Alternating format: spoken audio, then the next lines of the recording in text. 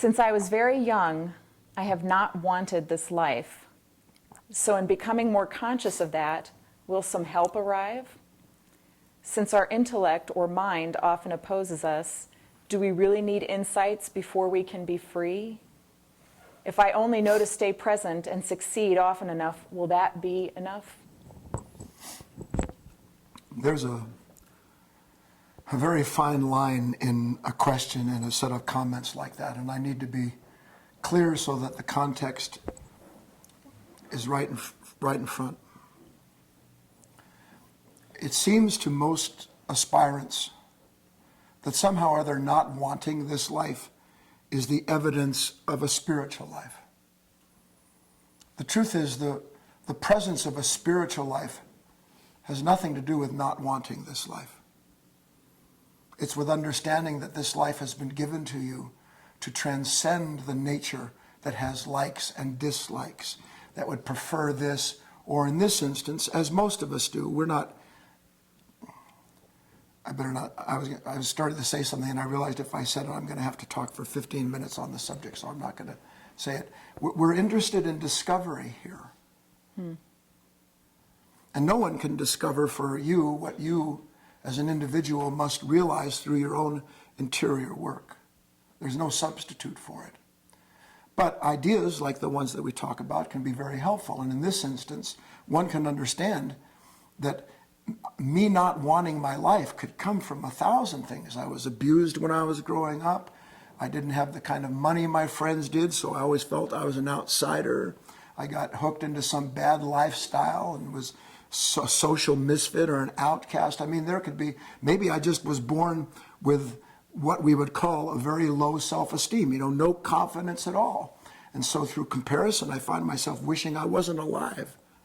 But wishing that you aren't alive or that you weren't given birth is something that you have to start working with in terms of understanding that there's resistance in this. And our search, by and large, most of us, for relief from negativity. I mean, if you just boil it down, I want relief from my negative states. Right. And so for a long time, relief from negative states corresponds to the idea of new content, new ideas, new things to pursue, new promises and all that. Then when that finally pans out, then I really don't want my life more than I didn't want it before. And maybe I turn to spirituality in the search of relief. But eventually a person has to reach the point where they understand it isn't relief that you're looking for.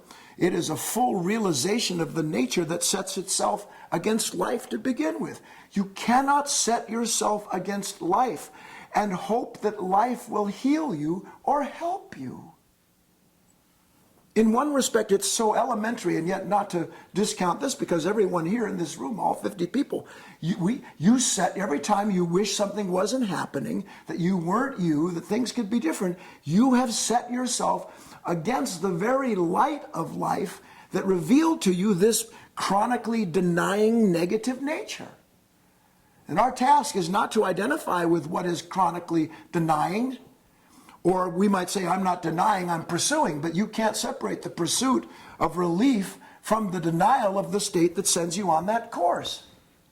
So the clearer we can become with this, the more it becomes evident, which I'll close this idea with, is that most of us spend our lives seeking a way to bring an end to a disturbance through an outside mediary. But at the end of things, hopefully not too far down the line, a person realizes, I am not resolving this disturbance in the center of my soul, in the center of myself, through what I seek. And when that becomes really clear, I don't know if it's called Hakim's razor. There's some wonderful phrase that has to do when you finally eliminate the simplest answer is the answer. And we come to this, the one thing that nobody wants. The solution to the disturbance is right in the disturbance, right. Not outside of it, right in the heart of it. And if you go right to the heart of that disturbance, of not wanting whatever it may be, you will shed light on this denying nature that isn't you. Your true self is quite open, quite receptive, and quite willing to have it revealed through it what is required for its further perfection. What about what came to mind as you were talking was the path of not this, not that. You know, Well, we call it the path of negation. It's as old as individuals seeking real life. Because in the end, just as we even spoke of today, prior to our lunch, somebody brought up a comment, I think it was Barbara, about, I understand that there's certain things that I don't want to be for, but I don't see what's for me in this life.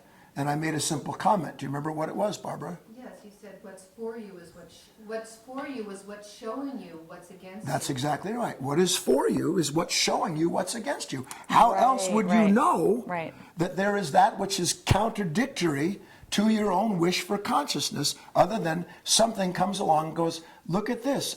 And by the way, tomorrow's talk, which everybody here watching this will be able to do, is going to shed, if things go properly, a tremendous amount of light on this whole subject of this light by which we see ourselves, but the light that we don't see itself. So tomorrow's talk is all about that. so don't miss tomorrow's talk. Yeah, if you can help it. Well, I wouldn't miss anything Any if of I it, were you. Yeah. right?